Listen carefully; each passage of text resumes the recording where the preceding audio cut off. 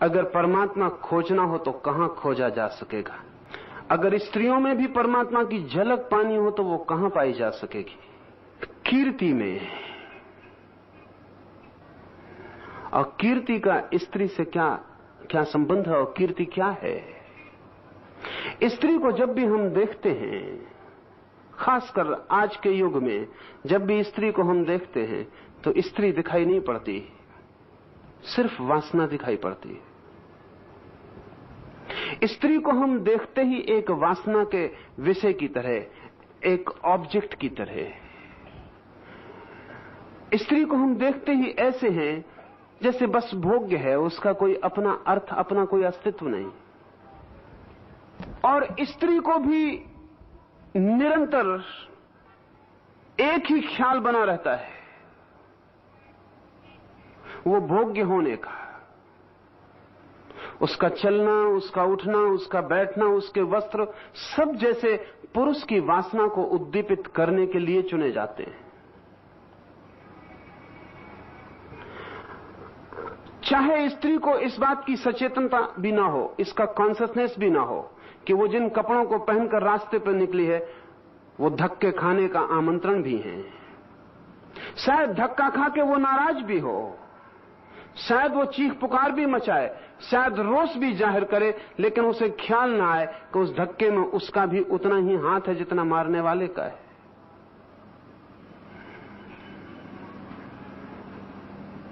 उसके वस्त्र, उसका ढंग, उसके शरीर को सजाने और श्रृंगार की व्यवस्था अपने लिए नहीं मालूम पड़ती, किसी और के लिए मालूम पड़ती। इसलिए उसी स्त्री को घर में देखें उसके पति के सामने, तब उसे देख के विराग पैदा हो। उसी स्त्री को बीच पे देखें भीड़ में, तब उसे देख के राग पैदा हो। पति इसलिए तो विरक्त हो जाते हैं।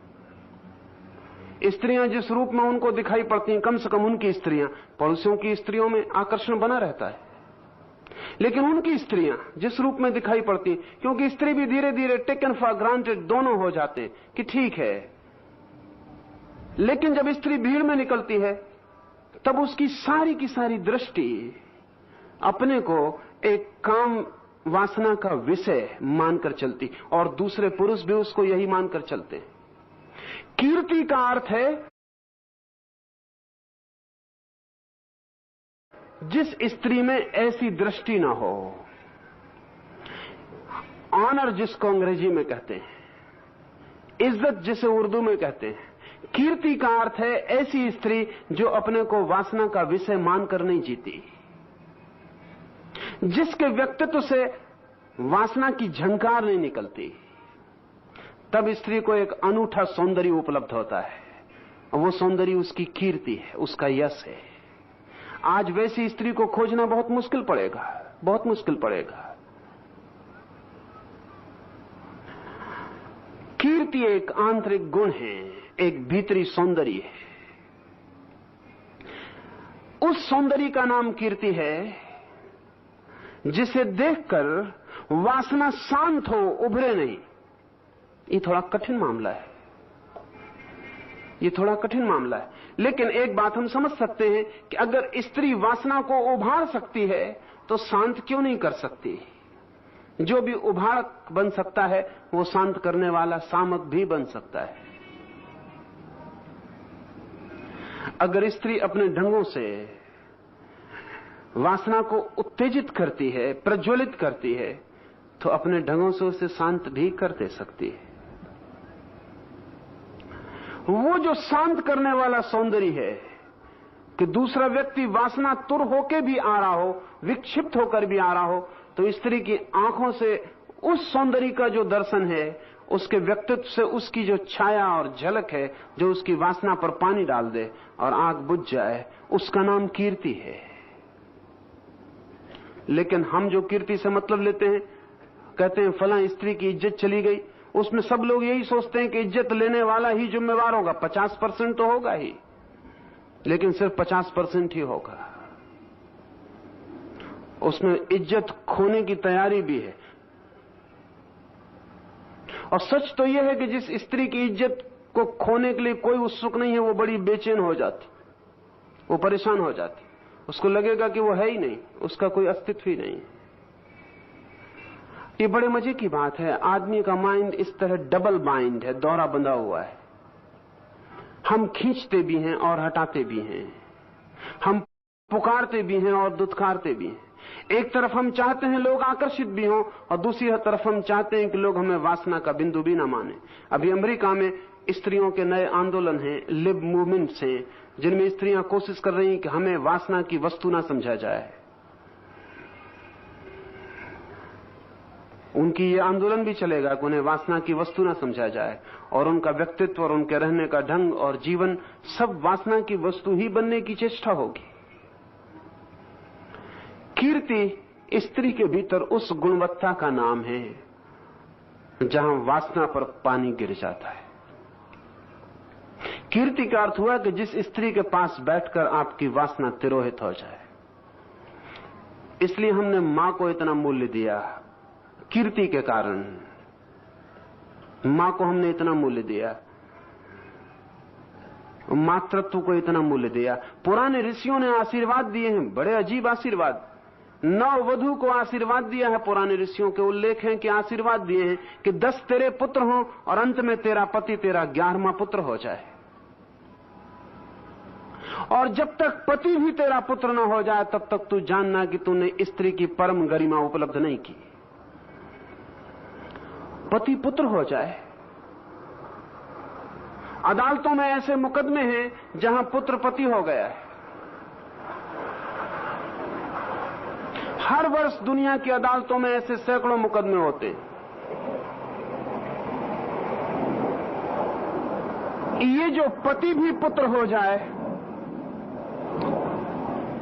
जिस गुण से, जिस आंतरिक धर्म से, उसका नाम कीर्ति है। कृष्ण कहते हैं स्त्रियों में मैं कीर्ति। निश्चित ही बहुत दुर्लभ गुण है, खोजना बहुत मुश्किल है। अभिनेताओं और अभिनेत्रियों के जगत में कीर्ति को खोजना बिल्कुल मुश्किल है। और मंच पर जो अभिनय कर रहे हैं वे तो कम अभिनेता हैं, उनकी नकल करने वाला जो बड़ा समाज है इमिटेशन का, वो सड़क पर चौराहों पर भी अभिनय कर रहे हैं। इस सदी में अगर सर्वाधिक किसी के गुणों को चोट पहुंची हो तो वो स्त्री है, क्योंकि उसके किन गुणों का मूल्य है उनका धारणा ही खो गई है, उन गुणों की धारणा ही खो गई है। कीर्ति का हम कभी सोचते भी नहीं होंगे। आप बाप होंगे, आपके घर में लड़की होगी, आपने कभी सोचा भी नहीं होगा कि इस लड़की के जीवन में कभी कीर्ति का जन्म हो। आपने लड़की को जन्म दे दिया, और आप अगर उसमें कीर्ति का जन्म नहीं दे पाए तो आप बाप नहीं हैं, सिर्फ एक मशीन है उत्पादन की। लेकिन कीर्ति बड़ी कठिन बात है और गहरी साधना से ही उपलब्ध हो सकती है। जब किसी पुरुष में वासना तिरोहित होती है तो ब्रह्मचर्य फलित होता है, और जब किसी स्त्री में वासना तिरोहित होती तो कीर्ति फलित होती।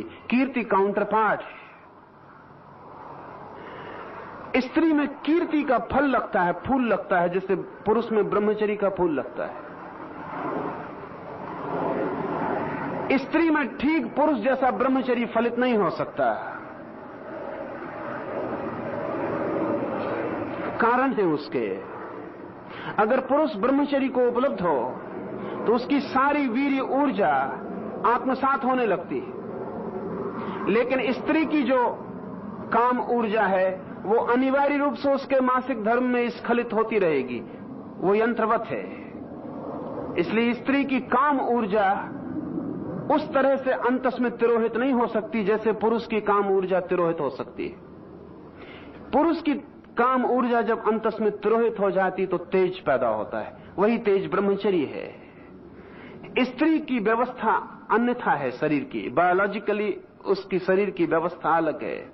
मासिक धर्म उसका स्वेच्छा का हिस्सा नहीं। इसे थोड़ा समझ लें, पुरुष की वीर्य शक्ति उसकी स्वेच्छा पर निर्भर है। स्त्री की काम शक्ति उसकी स्वेच्छा पर निर्भर नहीं है। वो उस स्वेच्छा से उसमें कुछ भी नहीं कर सकती, वो उसके शरीर का हिस्सा है। इसलिए स्त्री को जब ब्रह्मचर्य में उतरना हो तो उसकी ब्रह्मचर्य की साधना पुरुष की ब्रह्मचर्य की साधना से भिन्न होगी। पुरुष के ब्रह्मचर्य की साधना में वीर्य का ऊर्ध्वीकरण होगा। पुरुष की जो ऊर्जा है वो पॉजिटिव है, एग्रेसिव है, आक्रामक है, लेकिन स्वेच्छा पर निर्भर है। उसका ऊर्ध्वीकरण हो सकता है, लेकिन स्त्री की काम ऊर्जा का ऊर्ध्वीकरण नहीं होता, क्योंकि उसकी स्वेच्छा पर निर्भर नहीं है। इसलिए महावीर ने तो कहा कि स्त्रियां मोक्ष न जा सकेंगी, क्योंकि महावीर का जोर पूरी ब्रह्मचर्य की साधना पर था। इसलिए महावीर ने स्त्रियों को मोक्ष जाने के लिए नहीं कहा। उन्होंने कहा कि स्त्री को एक बार पुरुष का जन्म लेना पड़ेगा, पुरुष की पर्याय में आना पड़ेगा, फिर वो मुक्त हो सकती। सीधे स्त्री के शरीर से स्त्री मुक्त नहीं हो सकती। उसका कुल कारण इतना था कि महावीर की जो पूरी प्रक्रिया थी वो पुरुष के ब्रह्मचर्य की थी। लेकिन कीर्ति की साधना अलग है, वो ठीक ब्रह्मचर्य के जैसी है। अगर कोई स्त्री कीर्ति को उपलब्ध हो जाए तो पुरुष के शरीर की कोई भी जरूरत नहीं, स्त्री के शरीर से ही मोक्ष उपलब्ध हो जाएगा। लेकिन कीर्ति की प्रक्रिया बिल्कुल और होगी। कीर्ति की प्रक्रिया का अर्थ है कि स्त्री के मन में जितनी तीव्रता से मातृत्व का भाव गहन हो जाए, उसकी साधना मां की साधना होगी। वो पूरे जगत की मां हो जाए, उसके मन में एक ही भाव तरंगित होता रहे, मां होने का। स्त्री होने का भाव छूट जाए, पत्नी होने का भाव छूट जाए, सिर्फ मां होने का भाव गहन होता चला जाए। जिस दिन स्त्री के भीतर मां होने की धारणा इतनी गहन हो जाए कि अगर कोई कामातुर पुरुष भी उसके पास आके उसके हृदय से लग जाए तो भी उसे अपने बेटे का ही स्मरण हो, वो उसके सिर पर वैसा ही हाथ रख सके जैसा बेटा उसके पास आ गया हो। उसके भीतर न कोई भय पैदा हो, न कोई चिंता पैदा हो, न कोई घबराहट पैदा हो, वो उसको बेटे की तरह छाती से लगा ले। और ये अद्भुत बात है कि अगर कोई भी स्त्री किसी पुरुष को बेटे की तरह छाती से लगा ले, पुरुष की वासना तत्क्षण वहीं क्षीण हो जाएगी, वहीं उसी वक्त क्षीण हो जाएगी। क्योंकि स्त्री का जो आमंत्रक रूप है वो अगर खो जाए तो पुरुष तत्काल पाएगा कि वो शांत हो गया है। इस गुण का नाम कीर्ति है। और जब ये गुण विकसित होता है तो स्त्री पर भी एक तेज आता है, उस पर भी एक अनूठा सौंदर्य आता है। उस सौंदर्य का कोई संबंध शरीर के सौंदर्य से नहीं है। कुरूप से कुरूप स्त्री में भी अगर कीर्ति फलित हो जाए तो उसके सारा शारीरिक कुरूपता के भीतर से सौंदर्य की आभा फूटने लगती है। उसकी कुरूपता को लोग देख ही ना पाएंगे, उसके भीतर का सौंदर्य इतना हावी हो जाएगा।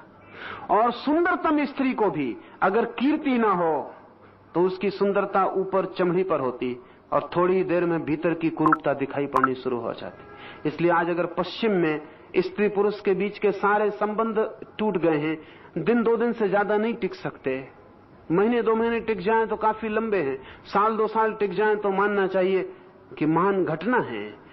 उसका कारण सिर्फ इतना ही है कि सौंदर्य एकदम छिछला है।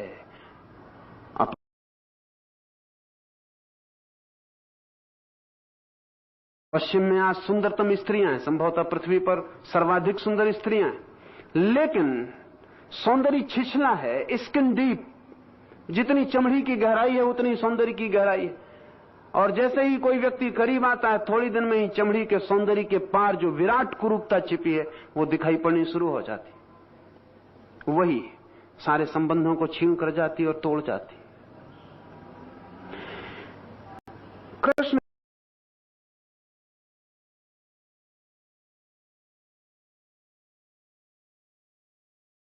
स्त्रियों में मैं कीर्ति, श्री, वाक, स्मृति, श्री भी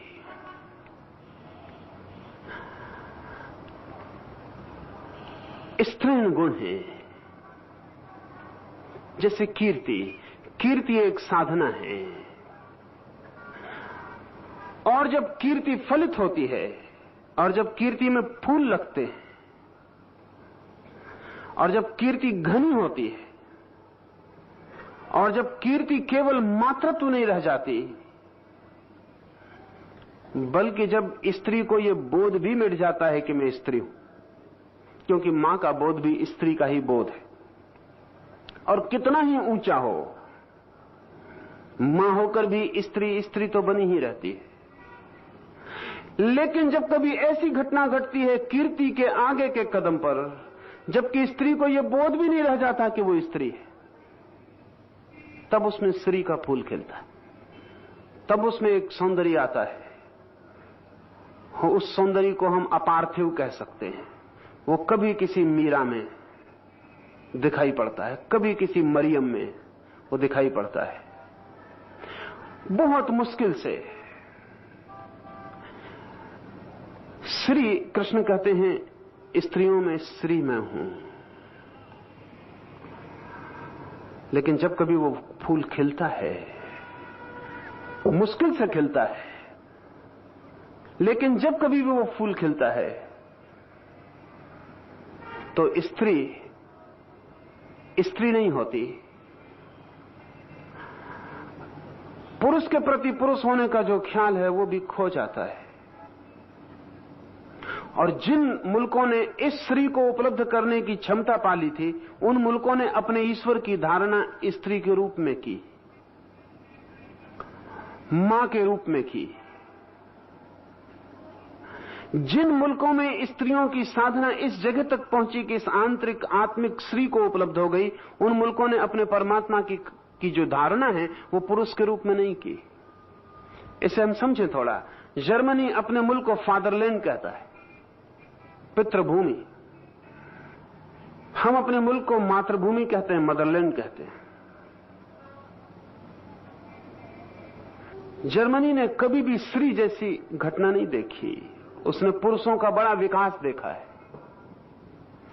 पुरुष के जो गुण हैं जर्मनी में अपनी चरम शिखर को पहुंचे। इसलिए जर्मनी का अपने मुल्क को फादरलैंड कहना ठीक है। पितृभूमि, स्त्री गौण है, उसने कभी वैसी चरम स्थिति नहीं पाई। पश्चिम में पुरुष के गुणों ने बड़ी गहनता से विकास किया, लेकिन पूरब ने स्त्री के गुणों को बड़ी गहनता से विकसित किया। और मजे की बात यह है कि पुरुष के गुण विकसित हो जाएं तो अंतिम परिणाम युद्ध होगा, क्योंकि पुरुष के सारे गुण योद्धा के गुण हैं। और पुरुष का जो परम ऐश्वर्य है वो उसके योद्धा होने में प्रकट होता है। फ्रेडरिक नीत्शे ने कहा है कि जब मैं रास्ते पर सैनिकों को चलते देखता हूं पंक्तिबद्ध, उनके जूतों की एक स्वर से गिरती आवाज एक लय में बंधी, उनकी संगीनों पर चमकती हुई सूरज की किरणें, उनकी पंक्तिबद्ध संगीनों पर पड़ती सूरज की झलक, तब जैसे सौंदर्य का मैं अनुभव करता हूं, ऐसा सौंदर्य मैंने कोई और दूसरा नहीं देखा है। पुरुष के गुण अगर विकसित होंगे तो वे ऐसे ही होंगे। अभी पश्चिम के मनोवैज्ञानिकों ने कहना शुरू किया कि हमें पुरुष के गुणों के साथ स्त्री के गुणों को भी विकसित करना जरूरी है, नहीं तो संतुलन टूट गया है। पूरब ने स्त्री के गुणों को बड़ी गहराई से परखा और विकसित किया, और मैं मानता हूं कि अगर दोनों में चुनाव करना हो तो स्त्री के गुण ही विकसित करने चाहिए, क्योंकि सब पुरुषों को स्त्री से ही पैदा होना पड़ता है। और अगर स्त्री अविकसित हो तो पुरुष कभी विकसित नहीं हो पाते, और सब पुरुषों को स्त्री के पास ही बड़ा होना पड़ता है। पुरुष की जिंदगी स्त्री के आसपास ही व्यतीत होती है, चाहे वो मां हो, चाहे वो पत्नी हो, चाहे वो बहन हो, चाहे बेटी हो, इर्द गिर्द घूमती है। स्त्री केंद्र है, पुरुष परिधि है, वो आसपास वर्तुलाकार घूमता है। अगर स्त्री के गुण विकसित न हो तो समाज बहुत दीन हो जाता है। स्त्री जो है स्त्री का चरम उत्कर्ष है, वो उसकी आत्मा है। जब उसमें स्त्रीणता का भाव भी चला जाता है तब वो दिव्य हो जाती है। कृष्ण कहते हैं वो मैं हूं। वाक, वाणी, स्त्रियों को हम बहुत बातचीत करते देखते ही हैं, शायद बातचीत ही उनका धंधा है, लेकिन वाक से इस बातचीत का मतलब नहीं है। ये विकृति है स्त्री के गुण की जो दिखाई पड़ती है। स्त्रियां चुप बैठी दिखाई पड़े, ये मिरेकल है, चमत्कार है। मैंने सुना है कि लंदन में एक बार एक प्रतियोगिता हुई कि कोई सबसे बड़ी झूठ बोले, उस आदमी को प्रथम पुरस्कार मिला जिसने कहा मैंने एक बगीचे की पार्क पर, एक बगीचे की बेंच पर 2 स्त्रियों को घंटे भर तक चुप बैठे देखा। कहते हैं उसे पहला पुरस्कार मिल गया झूठ बोलने का। यह हो ही नहीं सकता, इसके होने का कोई उपाय ही नहीं। स्त्रियां बातचीत में लगी हैं, लेकिन वाक बातचीत नहीं है। वाक तो तब प्रकट होता है जब स्त्री अपने अस्तित्व में परम मौन को उपलब्ध होती, जब वो बिल्कुल मौन हो जाती, तब उसकी जो वाणी है वो बहुमूल्य हो जाती, तब उसकी वाणी ऋचाएं बन जाती। लेकिन जो स्त्री मौन नहीं हो सकती वो कभी वाक को उपलब्ध नहीं होगी। इसलिए स्त्री का गुण उसका चुप होना है, उसका मौन होना है, उसका इतना मौन होना है कि पता चले कि जैसे उसके पास वाणी ही नहीं है। स्त्री में सब अच्छा लगता है, लेकिन उसकी बातचीत बिल्कुल बकवास और उबाने वाली होती है। सुंदर से सुंदर स्त्री थोड़ी देर में बहुत घबराने वाली हो जाती है अगर वो बातचीत करती चली जाए। मौन की एक गरिमा है। असल में शब्द भी आक्रमण है, शब्द भी दूसरे पर हमला है, मौन अनाक्रमण है। सुना है मैंने, वाचस्पति विवाह करके आए, पर वे तो धुनी आदमी थे और 12 वर्षों तक उन्हें भूल ही गए कि पत्नी घर में। कथा बड़ी मीठी है। वाचस्पति लिख रहे थे ब्रह्मसूत्र पर अपनी टीका। वो सुबह से सांझ और रात, आधी रात तक टीका लिखने में लगे रहते। पत्नी को घर ले आए, पिता ने कहा शादी करनी है। पिता बूढ़े थे, सुखी होते थे, शादी करके घर आ गए। पत्नी घर में चली गई, वाचस्पति अपनी टीका लिखने में लग गए। 12 वर्ष उन्हें ख्याल ही न रहा वो जो शादी हो गई और पत्नी घर में आ गई, वो सब बात समाप्त हो गई। लेकिन उन्होंने एक निर्णय किया था कि जिस दिन ये ब्रह्मसूत्र की टीका पूरी हो जाएगी उस दिन मैं संन्यास ले लूंगा। 12 वर्ष बाद आधी रात टीका पूरी हो गई।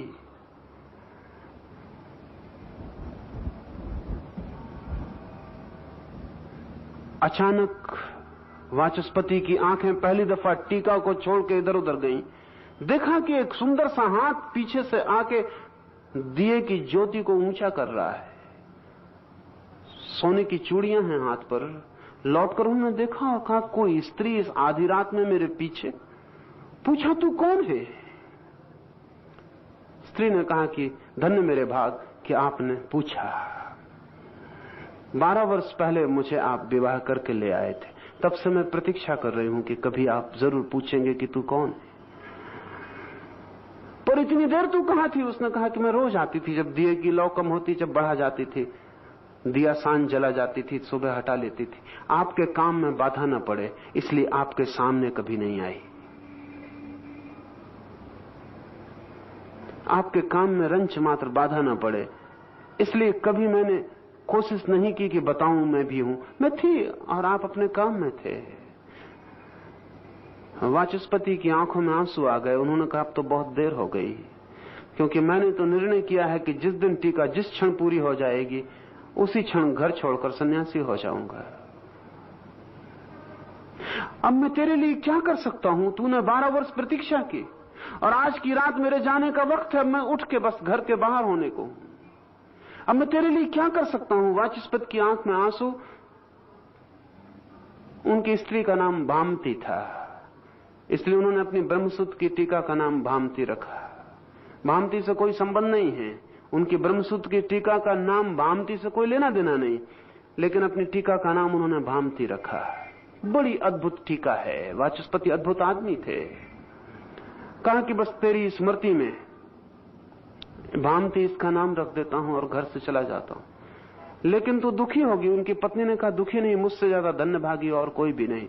इतना क्या कम है कि आपकी आंखों में मेरे लिए आंसू आ गए, मेरा जीवन कृतार्थ हो गया। इतनी ही बात वाचस्पति की अपनी स्त्री से हुई है। लेकिन ये 12 साल के मौन के बाद ये जो थोड़े से शब्द हैं, इनको हम वाणी कह सकते हैं, वाक कह सकते हैं। स्त्री के परम मौन से जब कुछ निकलता है, लेकिन उसका परम मौन होना बड़ा मुश्किल है। कृष्ण कहते हैं, मैं वाक हूं, स्मृति हूं, मेधा हूं, धृति हूं, क्षमा हूं। स्मृति, पुरुष के पास एक तरह की स्मृति होती है, स्त्री के पास दूसरे तरह की। शायद मनोवैज्ञानिक राजी भी ना हो, क्योंकि वे कहें एक ही तरह की स्मृति होती, नहीं होती। स्त्री पुरुष के पास एक तरह का कुछ भी नहीं होता। पुरुष की स्मृति बौद्धिक होती है, स्त्री की स्मृति अस्तित्वगत होती, टोटल होती। अगर पुरुष किसी स्त्री को प्रेम करता है तो उसके स्मरण में इतना ही रह जाता है कि मैंने प्रेम किया था। ये एक स्मृति होती मेंटल, मन में। लेकिन स्त्री ने अगर किसी को प्रेम किया है तो उसके रोए रोए और कण कण में ये स्मृति समा जाती, उसके पूरे व्यक्तित्व में रम जाती है, भर जाती है। और जब स्त्री याद करती है कि किसी ने मुझे प्रेम किया, किसी को उसने प्रेम किया, तो ये बौद्धिक बात नहीं होती, इसमें पूरा अस्तित्व समाहित होता है, वो पूरी की पूरी इसमें मौजूद होती है। इसलिए पुरुष चाहें तो बहुत स्त्रियों को भी प्रेम कर सकते हैं। स्त्रियों के लिए बहुत पुरुषों को प्रेम करना स्वभावतः कठिन और असंभव है। पुरुष के लिए सभी घटनाएं बुद्धि में हैं। बुद्धि एक हिस्सा है। स्त्री के लिए सारी घटनाएं उसके पूरे व्यक्तित्व में हैं। उसका रोआ रोआ इकट्ठा है। मनस्विद इतना तो मानते हैं कि पुरुष की काम वासना उसके काम केंद्र में निहित होती है, लेकिन स्त्री की काम वासना उसके पूरे शरीर में फैली होती। स्त्री का पूरा शरीर इरोटिक है, पूरा शरीर, और उसकी सारी स्मृति पूरी है। उसकी स्मृति में बौद्धिक स्मरण ऐसा नहीं है। और जो स्मृति पूरी हो इतनी, उसका गुण ही दूसरा हो जाता, उसका आयाम, उसका अर्थ, अभिप्राय दूसरा हो जाता है। कृष्ण कहते हैं, मैं स्त्रियों में स्मृति, समग्रता की, इंटीग्रेटेड, पूरी, पूर्ण। स्त्री याद करती है बुद्धि से नहीं, विचार से नहीं, अपने पूरे होने से, टोटल बीइंग। इसलिए एक पिता है और एक मां है। पिता एक बिल्कुल औपचारिक संस्था मालूम होती, ना भी हो चल सकता है, पशुओं में नहीं भी होती तो भी चलता है। लेकिन मां एक औपचारिक संस्था नहीं है। मां और बेटे का संबंध एक स्मृति मात्र नहीं है बुद्धि की, एक सारे अस्तित्व का लेन देन है। मां के लिए उसका बेटा उसका ही टुकड़ा है, उसका ही फैला हुआ हाथ है। अगर एक बेटे की हत्या कर दी जाए और मां को पता भी ना हो, तो भी मां के प्राण आंदोलित हो जाते। अब तो इस पर बड़े वैज्ञानिक परीक्षण हुए। एक सैनिक मरता है युद्ध में और उसकी मां बेचैन हो जाती है हजारों मील दूर। पिता पर कोई असर नहीं पड़ता, पिता का अस्तित्वगत संबंध नहीं है। मेरा बेटा है, ये एक बौद्धिक स्मृति है। और कल अगर एक चिट्ठी मिल जाए जिससे पता चले कि नहीं किसी और का बेटा है, तो पिता का सारा संबंध टूट जाएगा, विलीन हो जाएगा। वो संबंध गणित का है, हिसाब का है, बहुत गहरा और आंतरिक नहीं। इसलिए कोई पुरुष अगर पिता ना भी बने तो कोई भेद नहीं पड़ता, कोई भेद नहीं पड़ता, व्यक्तित्व में कोई कमी नहीं आती। इसलिए पुरुष की उत्सुकता पिता बनने की कम और पति बनने की ज्यादा होती। स्त्री की उत्सुकता भी अगर पत्नी बनने की हो तो उसे स्त्री होने का रहस्य पता नहीं है। स्त्री की उत्सुकता मौलिक रूप से मां बनने की है। अगर वो पति को भी स्वीकार करती है तो मां बनने के मार्ग पर, और अगर कोई पुरुष पिता बनना भी स्वीकार करता है तो पति की मजबूरी में। कोई उत्सुकता पुरुष को पिता बनने की वैसी नहीं है, और अगर कभी रही भी है तो उसके कारण अवांतर रहे, जैसे धन है, संपत्ति है, जायदाद किसकी होगी, क्या नहीं होगा, बेटा चाहिए तो ये सब संभालेगा, या क्रियाकांड और धर्म के कि अगर पिता मर जाएगा और बेटा नहीं होगा तो अंतिम क्रिया कौन करेगा और फिर पानी कौन चढ़ाएगा। लेकिन ये सब गणित के संबंध है, इन सब में हिसाब है, ये परपजिव है। मां का संबंध उसके बेटे से नॉन परपजिव है, निष्प्रयोजन है, वो उसका ही अस्तित्व का फैलाव है। अगर बेटा मरता हो तो मां का हृदय पीड़ित हो जाता है, दुखी हो जाता है, चिंतित हो जाता है। और मनुष्यों में ही नहीं, अभी पशुओं पर प्रयोग किए हैं रूस में उन्होंने। खरगोश को काटते हैं और उसकी मां मीलों दूर है और उसके हृदय में असर पड़ते हैं, उसकी हृदय गति बढ़ जाती है, वो कपने लगती है, उसकी आंख में आंसू आ जाते हैं। यंत्रों से अब तो इसकी परीक्षा हो चुकी कि पशुओं की मां भी किसी अज्ञात मार्ग से प्रभावित होती है। कोई इतनी गहरी स्मृति है जिसको हम बायोलॉजिकल कहें, साइकोलॉजिकल नहीं, जिसको हम मानसिक ना कहें बल्कि कहें कि जैविक, उसके रोए रोए में भरी हुई है। कृष्ण कहते हैं स्त्रियों में मैं स्मृति, कारण से कहते हैं अगर कोई व्यक्ति ऐसी ही स्मृति से परमात्मा की तरफ भर जाए तो ही उसे उपलब्ध होता है, ऐसी अस्तित्वगत स्मृति से। ऐसा खोपड़ी में राम राम कहने से कुछ भी नहीं होता। जब रोआ रोआ कहने लगे, धड़कन धड़कन कहने लगे, कहना ही ना पड़े और सब में गूंजने लगे भीतर, कहने की जरूरत ही ना रह जाए, होना ही उसका स्मरण बन जाए, तब परमात्मा उपलब्ध होता है। मेधा, धृति, क्षमा। धृति का अर्थ है धीरज, धैर्य, स्थिरता। पुरुष बहुत अधीर है, बहुत अधीर है। शायद बायोलॉजिकल कारण भी है, शायद उसकी जो वीर ऊर्जा है वो भी अधीर है, इसलिए उसका पूरा व्यक्तित्व अधीर है। स्त्री शांत है, स्थिर है, धैर्य से भरी है। अभी तक हम सोचते रहे थे ऐसा कि पुरुष शक्तिशाली है, एक हिसाब से है, मस्कुलर, पेशीगत, उसकी सामर्थ्य ज्यादा है, अगर लड़ने जाए तो स्त्री से ज्यादा शक्तिशाली। लेकिन ये तो मापदंड की बात हुई, एक क्राइटेरियन की बात हुई।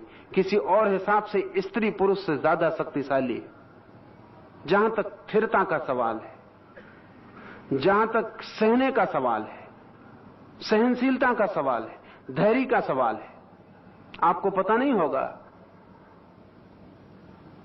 आपको ख्याल नहीं होगा कि 9 महीने एक मां अपने बेटे को अपने पेट में ढोती है। एक पुरुष को 9 दिन भी ढोना पड़े तो उसे पता चले। अगर पुरुष को गर्भ ढोना पड़े तो गर्भपात नियम हो जाए। फिर बच्चे को मां बड़ा करती है। एक रात जरा छोटे बच्चे को अपने बिस्तर पर सुला कर देखें,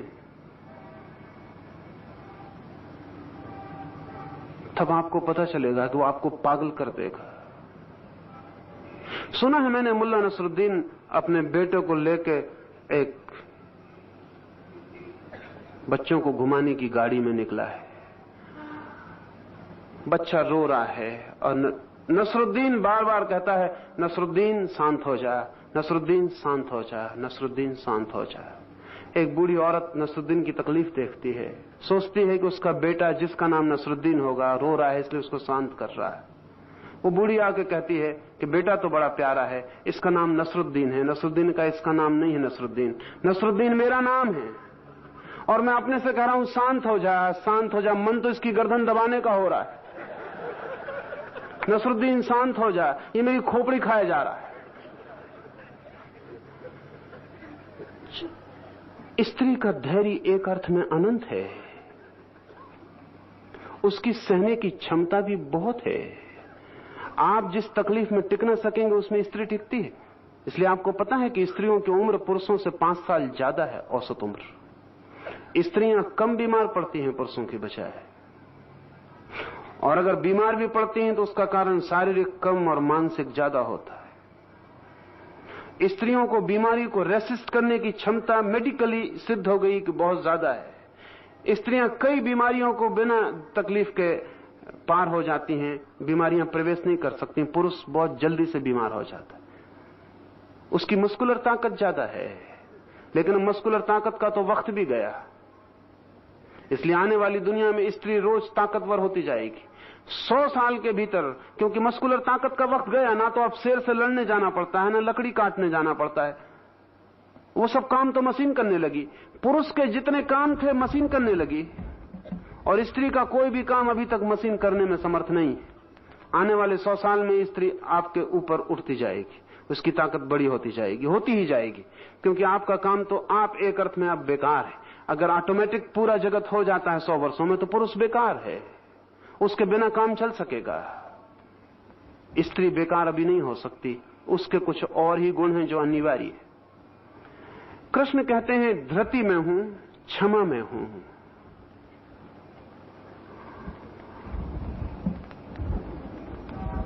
स्त्री के व्यक्तित्व में जिस मात्रा में प्रेम है उसी मात्रा में क्षमा है। जितना ज्यादा प्रेम होगा उतनी क्षमा होगी, जितना ज्यादा धैर्य होगा उतनी क्षमा होगी, और जितना ज्यादा मातृत्व होगा उतनी क्षमा होनी ही चाहिए। पुरुष को क्षमा अभ्यास करनी पड़ती है, स्त्री की क्षमा सहज घटित होती है, वो उसका स्वभाव है। लेकिन अब तक ऐसा हुआ कि मनुष्य जाति ने पुरुषों को केंद्र मानकर काम चलाया, इसलिए हम कहते हैं मनुष्य जाति, इसलिए हम कहते हैं मैनकाइंड। सब पुरुष के नाम हैं, सब पुरुष के नाम हैं। स्त्री को हम पुरुष में सम्मिलित कर लेते हैं, लेकिन वो भूल हो गई। स्त्री का अपना व्यक्तित्व है पुरुष से बिल्कुल अलग, और जब तक इस पृथ्वी पर स्त्री के व्यक्तित्व के जिन गुणों की कृष्ण ने यहां बात की है वे भी सारे विकसित नहीं हो जाते, तब तक दुनिया एक इम्बैलेंस, एक असंतुलन में रहेगी।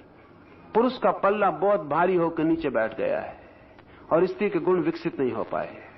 और अब एक दुर्घटना घट रही दुनिया में कि स्त्रियां इस लंबे परेशानी से पीड़ित होकर एक प्रतिक्रिया में उतर रही हैं और वो कोशिश कर रही हैं पुरुषों जैसा हो जाने की। वो बड़ी से बड़ी दुर्घटना है जो मनुष्य जाति के ऊपर घट सकती है। स्त्रियां कोशिश कर रही हैं पुरुष जैसा हो जाने की, कपड़े लत्तों से, व्यक्तित्व से, ढंग से, बात से। जो जो पुरुष को है, जो जो व्यवस्था, वही वही उनको भी होनी चाहिए।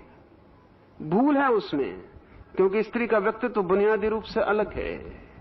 उसे भी हक होना चाहिए खुद के विकसित करने का, उतना ही जितना पुरुष को है, लेकिन पुरुष जैसा विकसित होने का हक बहुत महंगा सौदा है। और अगर स्त्रियां पुरुष जैसी होती हैं तो हम इस दुनिया को बिल्कुल बेरौनक कर देंगे। कुछ गुण एकदम खो जाएंगे जो स्त्रियों के ही हो सकते थे। आज पश्चिम में कीर्ति नहीं हो सकती, स्त्री में स्त्री नहीं हो सकती, क्षमा नहीं हो सकती, धृति नहीं हो सकती। जिस स्मृति की मैंने बात कही वैसी समग्र स्मृति नहीं हो सकती, क्योंकि वो हर मामले में पुरुष के साथ जैसा पुरुष है वैसा करने की कोशिश में लगी है। इसमें नुकसान पुरुष को होने वाला नहीं है, इसमें नुकसान स्त्री को ही हो जाएगा, क्योंकि वो नंबर 2 की ही पुरुष हो सकती है। पुरुष तो हो नहीं सकती, सेकेंडरी नंबर 2 की पुरुष हो सकती है, और नंबर 2 की पुरुष होकर वो एकदम कुरूप और विकृत हो जाएगी। सुना है मैंने मुल्ला नसरुद्दीन एक भीड़ में खड़ा है, टिकट खरीदने लोग खड़े हैं एक क्यू में सिनेमागृह के पास। सामने के व्यक्ति से बड़ी देर हो गई, वो कुछ बात करना चाहता है। उसने कहा कि देखते हैं कैसा जमाना बिगड़ गया। सामने देखते हैं उस लड़के को जो खिड़की के करीब पहुंच गया, लड़कियों जैसे कपड़े पहन रखे। मुल्ला नसरुद्दीन के पड़ोसी व्यक्ति ने कहा क्षमा करें, आप भूल में हैं, वो लड़का नहीं है, लड़की ही है। नसरुद्दीन ने कहा कि तुम्हारे पास क्या मापदंड है इतनी दूर से, मुझे बिल्कुल लड़का मालूम होता है। उसने कहा क्षमा करिए, वो मेरा ही लड़का है, मेरी ही लड़की है। लड़की है, लड़का नहीं, मेरी ही लड़की। तब तो नसरुद्दीन ने कहा कि क्षमा करिए, मुझसे बड़ी भूल हो गई, कपड़े की वजह से ये भूल हो गई। तो आप उसके पिता हैं? उस व्यक्ति ने कहा माफ करिए, आप फिर भूल कर रहे हैं, मैं उसकी मां हूं।